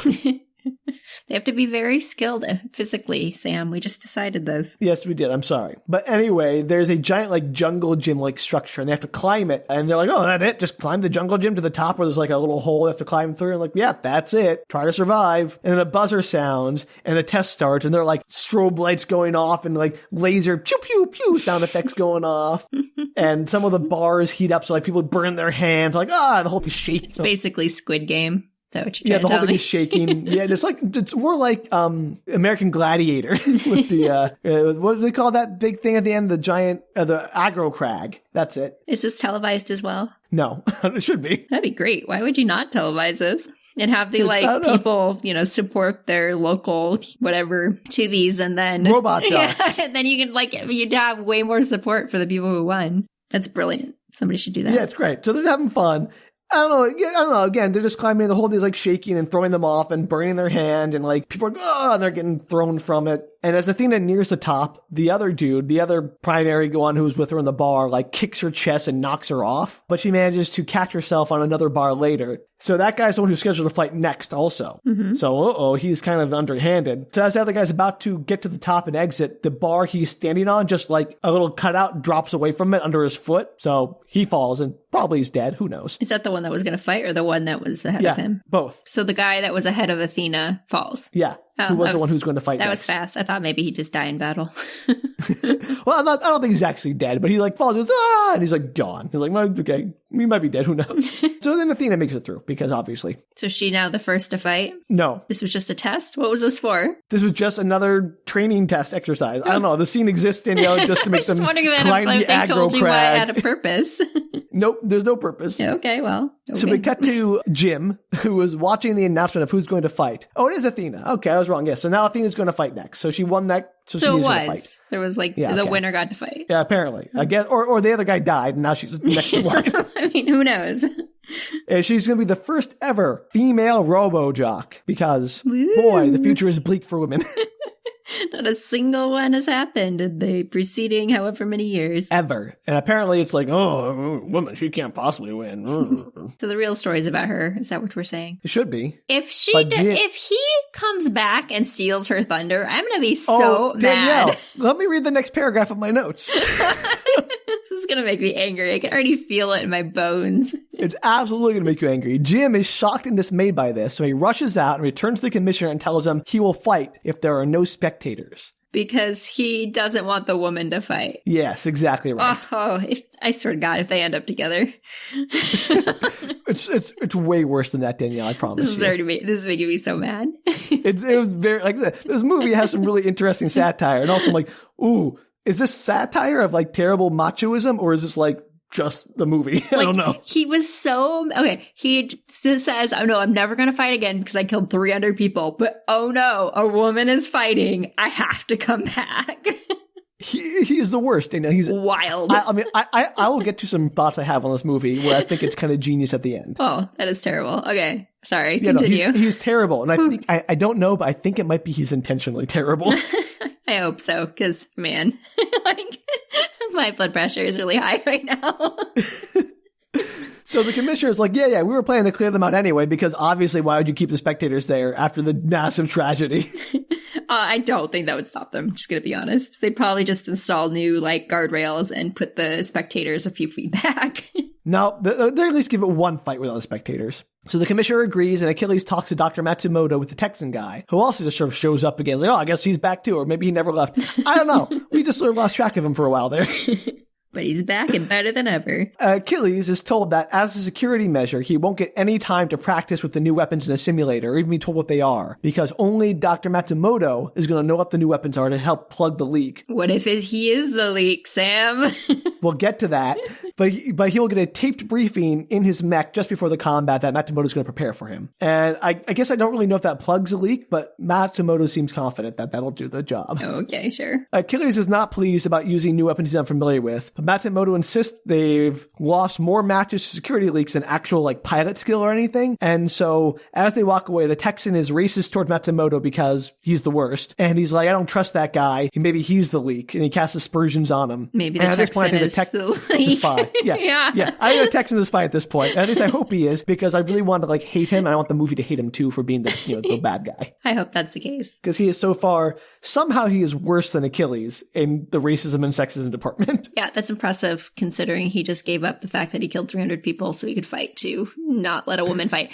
Anyway, so sorry, is it Danielle. really blocking the potential leak? Because I'm assuming there's more than one person in charge of development and design of these things. So he goes on, but he said like everyone who installed it, they only handled one part of it. No one knew what the whole thing was. Okay. They did that whole like spiel is given. Got so it. I guess it's fine. But I still think it's like, maybe. I'm willing to go with it. They tried to explain it. Anyway, so while training in the gym, Athena sees Achilles and gives him the stink eye and leaves because, yeah. Yeah, totally fair. You kill him, Athena. So later in the bar, Athena confronts him. She's like, I am so mad at you. How dare you? You were just playing a con, pretending to retire so that they'd offer you more money. Is that the whole gambit here? And Kill's like, no, that's not it. Don't worry about it. And then Alexander shows up. And I'm like, again, why do these people share a bar? It's only one bar, Sam. And the whole world. That wasn't destroyed by World War III. Come on. Okay, I'm sorry. So Achilles and Alexander trash talk each other a little. And then the scene ends. And we cut to Matsumoto in his office reviewing the weapons brief. Like he's recording the tape that he's going to play about what the new weapon is. What if their office is tapped or something? You know what? Then this doesn't plug the leak. Just saying. But he's interrupted by the Texan. Mm-hmm. The Texan comes in. He's upset about being left out of the weapons briefing. And then Matsumoto brings up a tape of the Texan's last fight. And I should mention also that during this scene, I learned that Tex's name is Tex. So I did not bother to change my notes because close enough. Yeah, that's totally close enough. I'll give it to you. So Matsumoto brings up the tape of his last fight, and he's like, this fight was very interesting. You were down, and then you managed to shoot the exact spot. There's a little crack in the armor that was just perfect for you to kill, like, and you won the match. There's no way you could have won on your own. And the Texan starts to sweat, and Matsumoto's like, you had to have known where and when to fire. And Texan's like, you don't think I'm the spy. I won that match for us. And Matsumoto's like, a small price to pay for getting a spy embedded in your enemy's headquarters, and a hero, no less, who would then be trusted. Mm-hmm, mm-hmm. And Matsumoto pulls a gun on the Texans, like, are you the spy? That whole thing. That kind of upped the stakes a little bit. Yeah, he pulls his gun. He's like, this is it. I've got the gun, man. The Texan continues to deny it, but Matsumoto doesn't buy it. And eventually, the Texan finally admits that, yep, he is a spy, but then he overpowers Matsumoto and grabs the gun. No. You should really... And then guess what he does, Danielle? Guess what he does? Does he kill him? No, well, not yet. Does he shoot the briefing? He does what every villain does, He Danielle. monologues? He monologues. Sorry, that should have been my first guess. What? You know what? It's been so many weeks since we recorded. I forgot how media works. He starts monologuing, and that's when Matsumoto activates a little camera. He, like, turns the camera back on that he has with a remote in his pocket. And Matsumoto's like trying to appeal to him, like, remember when you were a proud soldier. Everyone has whoever they were in the past still inside of them. Everyone's a child at heart still inside. And the Texan starts like shaking, and he points the gun at his own head. And Matsumoto's like, no. And then he like turns and shoots Matsumoto anyway. Oh no. Poor guy. And then he plants the gun on Matsumoto and like wipes it down and plants it on him like it was a suicide. Did he shoot him in a way that would suggest a suicide? No, he shot him right in the forehead. What? Nobody suicides themselves that way. Again, well, it doesn't matter. Go with it. No, I will not go with it. His plan is like, it's a desperate plan, Danielle. I'm not saying he's like thought this through. It's ridiculous. Do they immediately think that it's not suicide? They better. So what he does is he gets on the phone to the commissioner. He's like, I found the spy. It was Matsumoto. I confronted him about it earlier. You know, Achilles heard me. And then he came back to his office and killed himself. No. And the commissioner's like, that's fine. Whatever. We'll get to that later. The fight's about to start. Get up here. We need you. And we don't have the briefing. Who knows? So this guy, so the Texan, he waited until literally the last possible second to try and get this information from Matsumoto. Oh, yeah. I'm sorry. It's not exact. Sorry, I'm wrong. I skipped ahead. This isn't the exact moment when the fight's about to start. He's just like, don't touch anything. We'll have the investigators down there later. Okay. That makes me feel better. Because I was like, what the heck? No, I was wrong. Sorry. I looked at the wrong page of my notes. So later, Achilles gets a visit from Athena at his quarters. She apologized for going off at him at the bar. What? Why? He deserves it. I agree. What? He hasn't done anything that proves otherise. No, let me get to the best part of the scene. Sorry, that's really bothersome. It is. Like, she's apologizing. She should not apologize. He's the worst. But like Achilles, then, like, as he opens the door, he puts his arm up on like the door frame and leans against it all sexy like, but it doesn't look sexy. It looks goofy. It's really great. So Athena says she's here to wish him luck and that she was thinking about the gift he gave her because, the scarf is like, I want to give you something in return. And that she has a present for him too. And she asks him to turn around and she reaches into her suit, which is going to unzip it. But she pulls out this gun looking thing and like stabs him in the back and injects him with something. I think it's an injector. And she's like, oh, what'd you do to me? And she's like, I injected you with a sedative. Uh-huh. Exactly. Sucks to be you. Yeah, so you'll be fine in a couple of hours. But even sedated, Achilles starts putting up a fight, and he and Athena spar, and eventually Achilles rolls her, and she falls under the bed, and he gets on top of her and pins her, and tells her, what the hell do you think I came back for? Because she's like, I'm going to fight, because I'm going to incapacitate you, and I'm going to fight. He's like, why the hell do you think I came back for? And then he kisses her, and she does not appreciate that kiss. Gross. She kicks him off of her before locking him in his room and just ripping the control panel off the doors so he can't get out. I don't understand how they even had enough of a relationship that he felt obligated to stop her from fighting, which is what she wanted to do. He doesn't. He's just got the super hots for her. That's it. That's insane because they spent 2 seconds together. I know. It's absolutely bonkers. To be fair, she's a very attractive woman. But no, you do not just go all bonkers and then sexually assault somebody. It's just as bad, even if it's just she's so attractive that I have to fight so that she doesn't get killed. That's just as stupid. I don't know if it's just that, or I think it's just that. All he does is care about her. He doesn't want her getting hurt. It's not that he's afraid a woman is going to fight and that's going to somehow ruin robot right, fighting. No, I got that. I'm just saying it's almost as bad if if he's just I want to sleep with her is essentially what it is. Because they don't, as far as I can tell from the plot that you've told me, they do not have a relationship. No, none at all. Absolutely not. They were had several scenes together where you're okay, he obviously has feelings for her and then stops the fight. That would make more sense. It does not make sense. Nope. He has seen her for 4 seconds, seen her naked once as she went into the shower and he gave her that gift. Exactly. And that's enough for him, apparently. That's terrible. That's just as bad. It's just a sexist. No, again, I don't think it's any better. It's just a different kind of sexist. Oh, that's wild. Okay. I'm so bad. They're the worst. He should be. You're too hot to fight. Basically, it's I can't bother. I can't have you die because you're too hot. I want to bang you yet. Yeah, exactly. You're on my list. And my bucket list, so don't die yet. God, it's awful. He's the worst. I hate him. He's really kind of terrible. I hate him more than David Duchovny in that movie. And that's saying something. And the sidekick friend. So in full uniform and helmet, Athena sneaks into the mech. She starts the whole Apollo 13 walk up. And everyone's oh, it's Achilles. Well, he's not talking. I guess he's just so upset about the 300 people who died. Don't they have a different body shape? She's in they're in spacesuits, basically. Sure.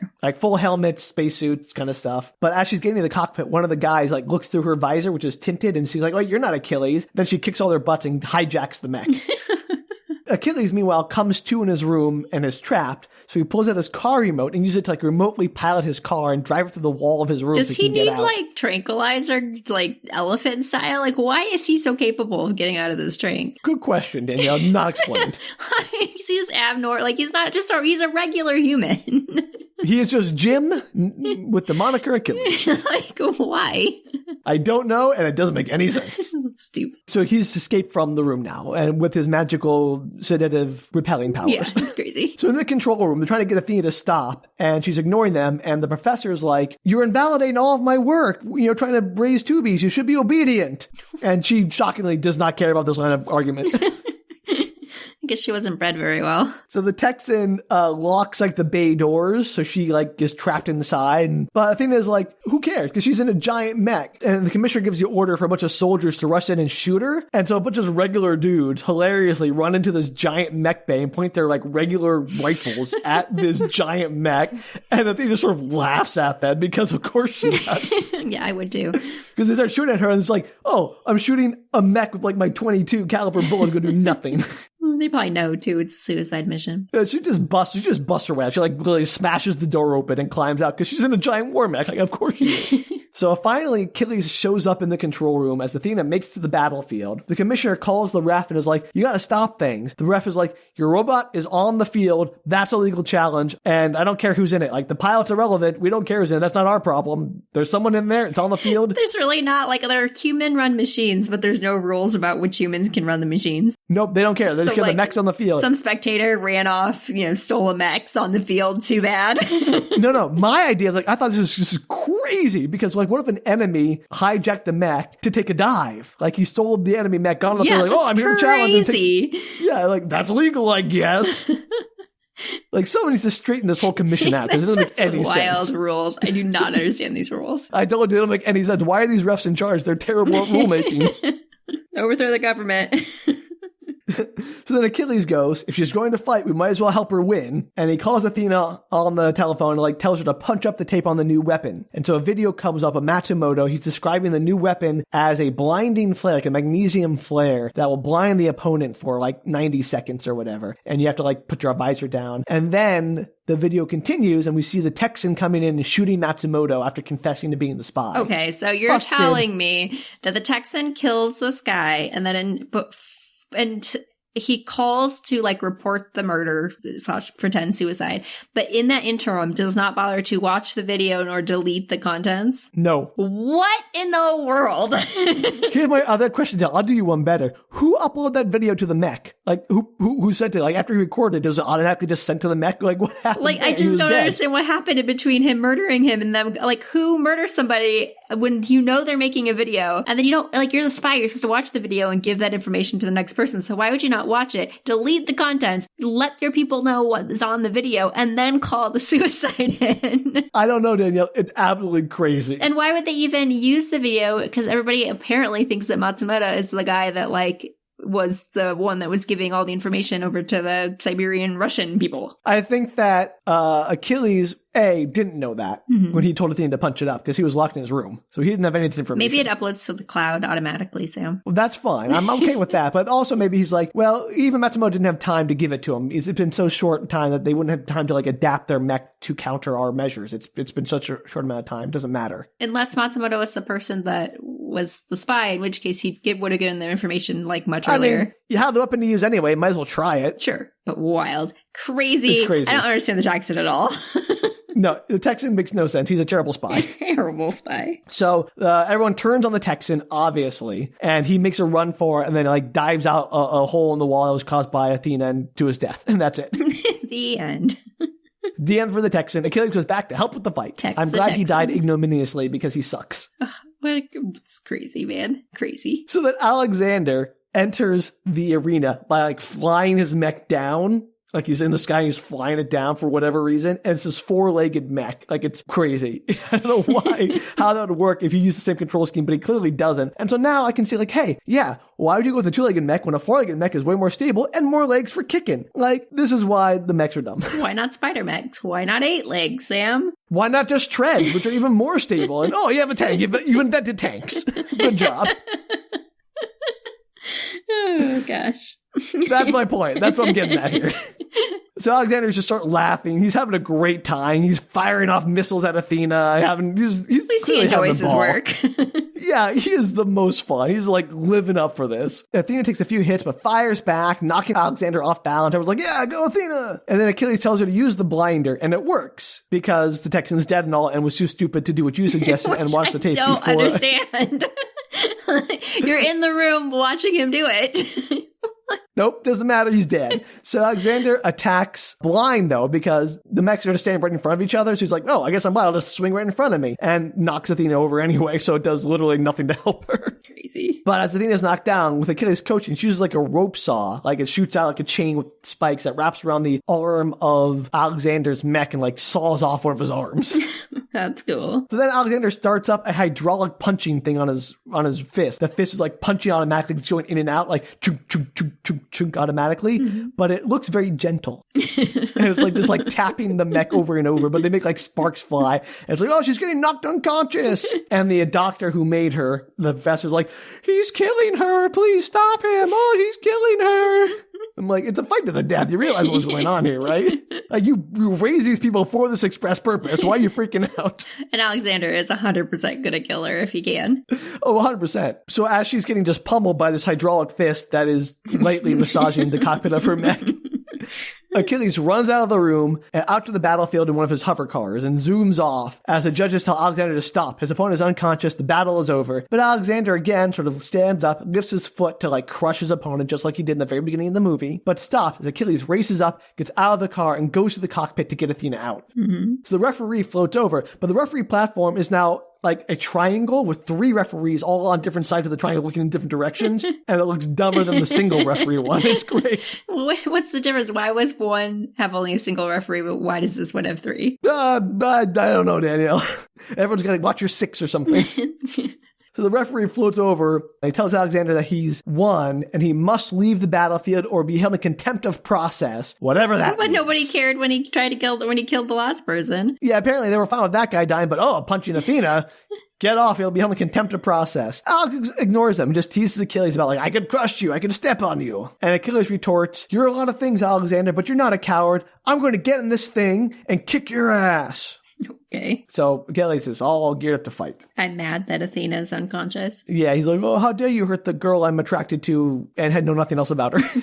What a stupid use of a cool character. Yeah, no, Athena is the most underused character in this movie. Yeah, it's depressing. You're going to hate this next part. I'm sure. So Achilles gets into the mech and takes the suit off Athena and puts it on as she sort of comes to, but is still very dazed and out of it. Like she is just sort of lying there going, ugh. And she says, oh, I'm sorry. And Achilles you're sorry, all right. And then he kisses her again. No. Isn't he his second non-consensual kiss? Is he inside the mech suit? No. He's just he took the suit off of her, getting it off of her to get it on himself. And so it's the second non-consensual kiss of this poor woman who has shown no sexual interest in him whatsoever. Yeah. She examined his body in a clinical way and showed no interest in it. And so maybe she has had her sexuality removed, as you posited earlier, and this is just him assaulting somebody. Yeah, it's stupid.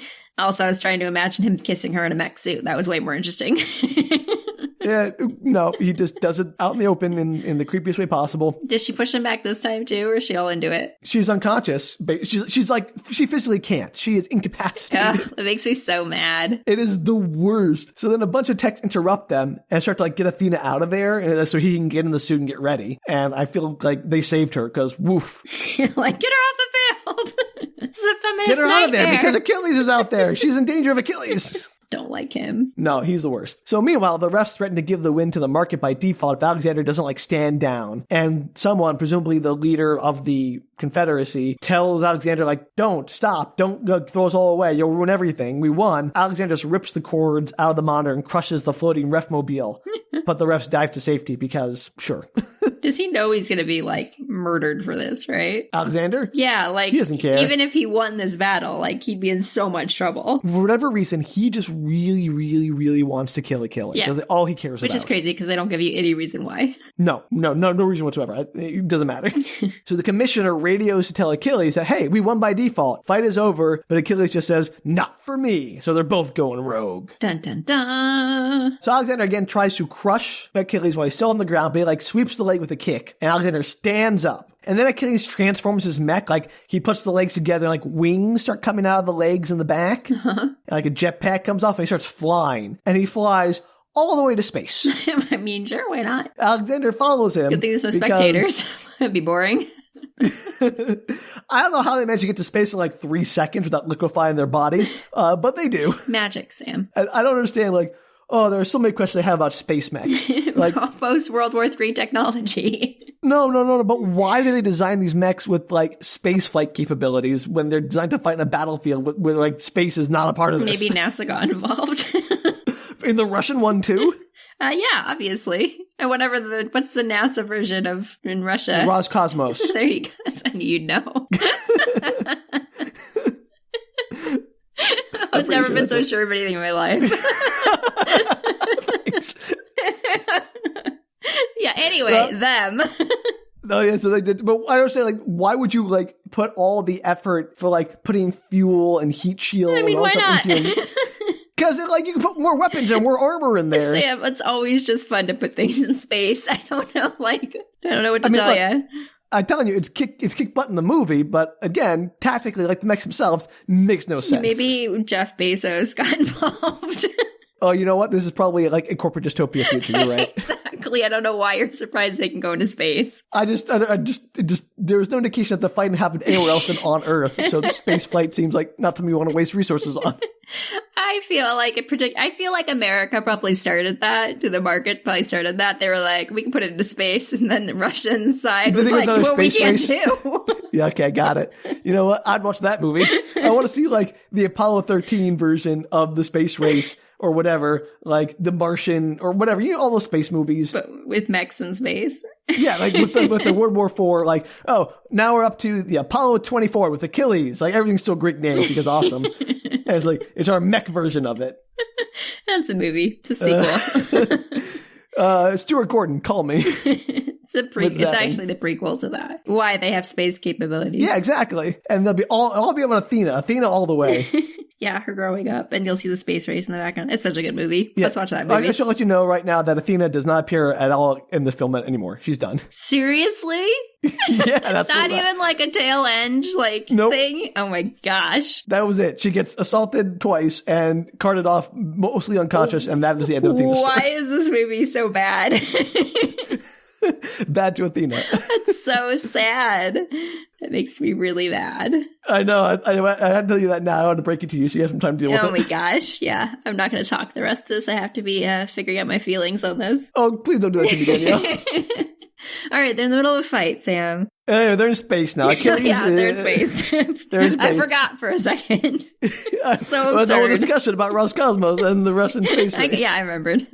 So anyway, Alexander is chasing Achilles, firing missiles at him. And to the movie's credit, the external shots in space are all silent, and it's actually quite like a nice touch. Like, again, this movie technically is very well done, I think. Like, it looks good. There's a lot of really good shots and a very, like, it's compelling in terms of its cinematography and its pacing and everything. I think it's technically a very good movie. But Achilles takes damage from the missiles and sort of like starts crashing back down towards Earth because his engines are failing. Alexander watches on. The computer voice warns, re-entry shield disintegrating. And again, I guess they had to install re-entry shield instead of actual armor because space needed to be a thing. I like it. So Achilles crash lands back in Death Valley, pretty much exactly where he took off from. So the whole jaunt to space was entirely pointless. But it looked cool. That was pretty much why it happened. It was definitely a bunch of people sitting at a table like, let's take them to space. Yes, absolutely. It's a great idea. Let's put them in space. We got $10 million. Let's make space happen. We have an extra $3 million. What can we do with this money? So then Alexander, gently lands back in the battlefield, much more gracefully because his mech wasn't shot by missiles in a pointless chase that Achilles started. No chase in space is pointless, Sam. Okay, I'm sorry. I apologize to everyone who loves space. Anyway, Alexander marches over to Achilles as he lays on the ground, but Achilles again transforms his mech so the legs fold up and become tank tracks. So I guess it's like a centaur mech now with the body of a tank and the torso of a human mech. And again, we've just come full circle back to tanks which are superior. This movie really drives home that point, though. It kind of does. I guess even we have to admit that the tanks kind of are better. And Alexander seems to have trouble hitting Achilles as he drives over. And then Achilles drives under Alexander's mech and then shoots up at the crotch because amazing. Love it. I think my favorite part of the movie is about to come up. So let me tell you this, what happens. Okay. My favorite part, because it's by far the most insane, to me at least. Alexander reaches down, just sort of flips Achilles' tank over, doop, like a Lego set. So Achilles is now on his back, the tank treads up in the air. And then, the crotch of the robot opens up and a chainsaw unfolds from the crotch. And it could not look more like a chainsaw penis. And I have no idea who thought a chainsaw penis would be a good weapon to add to a mech, but I guess they're a genius. The same people who decided to put them in space, I'm pretty sure. So Alexander proceeds to use his chainsaw penis and does squats to cut into Achilles' mech. But Achilles bails as Alexander taunts him and tries to crush him by trying to step on him after he escapes. I'm like, what is going on? This is bonkers. Okay, you have to admit though, if anybody was going to have a chainsaw penis, it would be Alexander in this movie. I mean, this is why I said it's my favorite of the movie, because it's perfect. I saw that, I'm like, this is insane, but also, what else would it be? This is perfect. So Achilles spots a severed arm of Alexander's mech off across the desert, and he runs off towards it, doing the serpentine pattern, trying to lure Alexander towards it. Alexander pulls out machine guns in his mech and shoots at him, but misses somehow because apparently these mechs suck. Achilles reaches the arm, and he gets inside of it and starts, like, hotwiring it, because apparently it's still powered, even though it's not attached to anything. And he's, like, hotwiring it. And he hotwires it so that the rocket arm fires just as Alexander gets close. And the rocket arm slams into Alexander's mech, and it explodes. Just completely explodes. One hit, gone. And why the fist didn't blow up Achilles' mech when it hit him earlier in the movie, I don't know. But apparently because he hotwired it, Sam. Happened. It changes the whole structure of it. Okay, I got it. So as Achilles is celebrating his win, there's a yell, and he just barely dodges a pipe swung by Alexander, who also managed to bail from his mech in time, so I guess. They're both out of their mechs now? Yeah, now it's just a straight up fight in the desert between two grubby dudes. It's great. I really wish that we knew why they were so mad at each other. Oh, this movie, you're going to love this ending. So Alexander knocks Achilles down, but then Achilles also grabs a pipe and they start to like fight. It's kind of brutal. Like there's no music, there's no sound besides like the clanking of the staves and like the grunts and the cries and their yells. So like it's actually like it feels very visceral, this fight scene. Like I said, there were some very impactful moments. Mm-hmm. Anyway, eventually Achilles knocks Alexander down, and Alexander like picks up a rock while he's on the ground, like he's gonna like get up and throw it at Achilles, but Achilles like lifts the pipe like it's gonna smash him. And then Achilles says, "You can live." And Alexander replies, "Yes, if I kill you." And Achilles shouts, "We can both live." Alexander just replies, "We are dead. We are Robot Jox." So I guess the Russians do call themselves Robot Jox too. Or at least in English when they're speaking it. But Achilles tosses the pipe away and refuses to kill Alexander, again insisting, "We can live." And Alexander gets up, eyes him, drops the rock that he was going to throw, and then Achilles gives him the thumbs up. And Alexander laughs, gives him one too, and they fist bump their thumbs up. The end.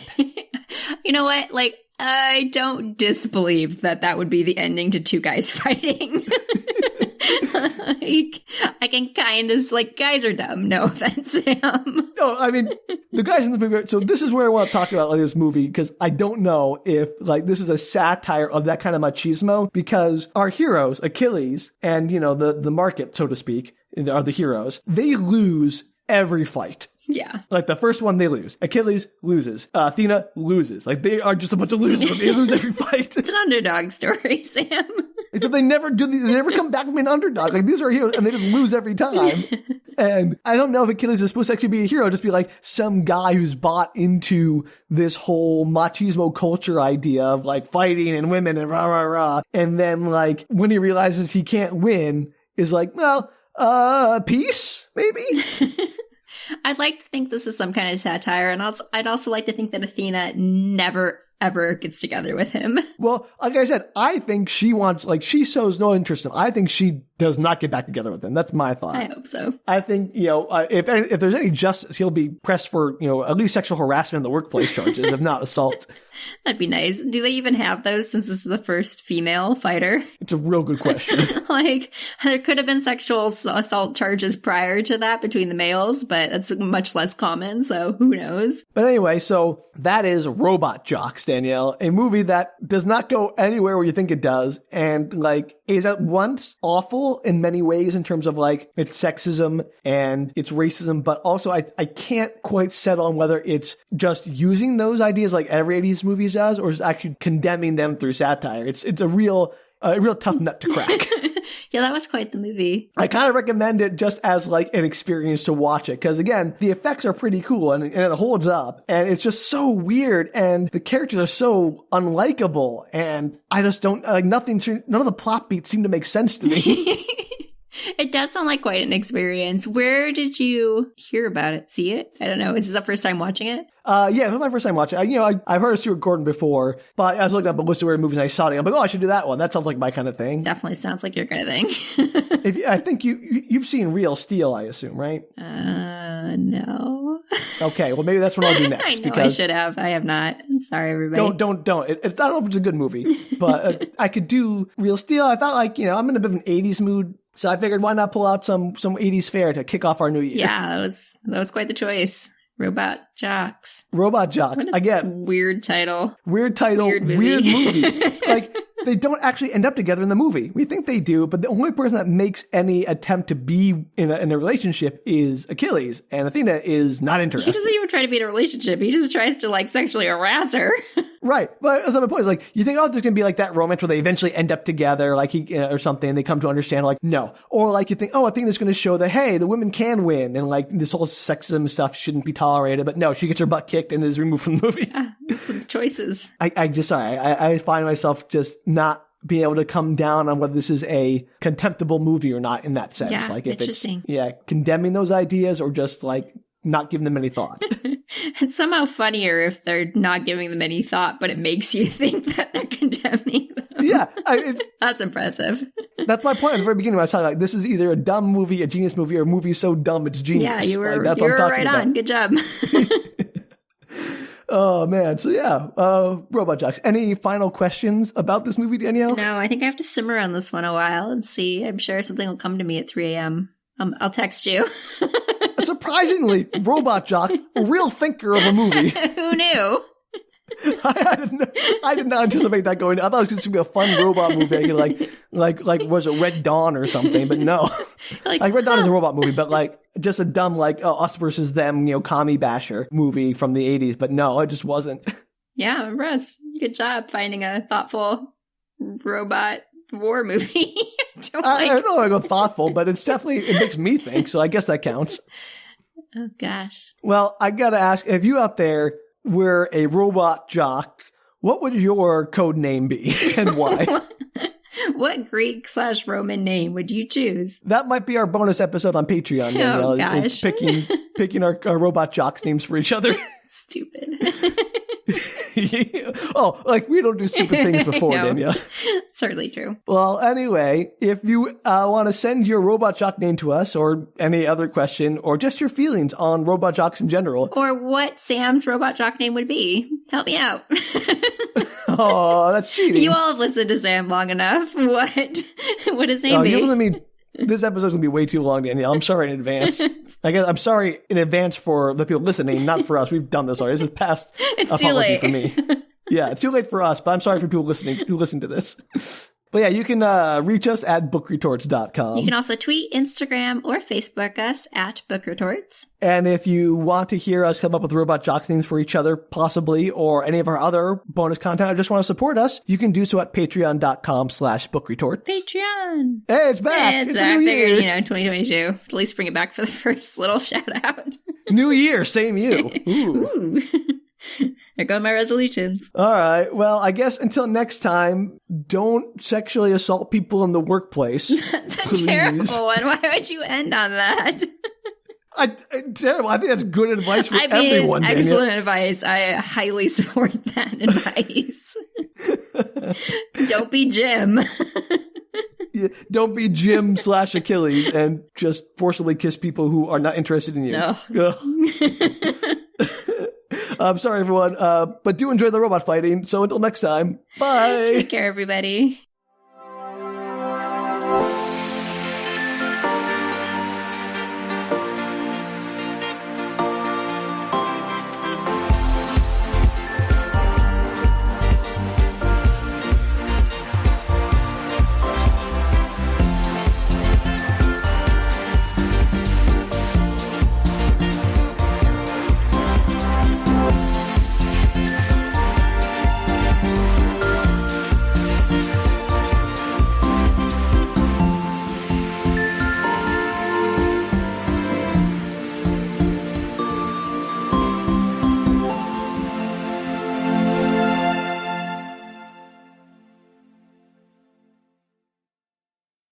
Oh, I forgot to mention, do you remember that Alaska was the thing in this movie? Yeah. I mean, because who cares? Who cares?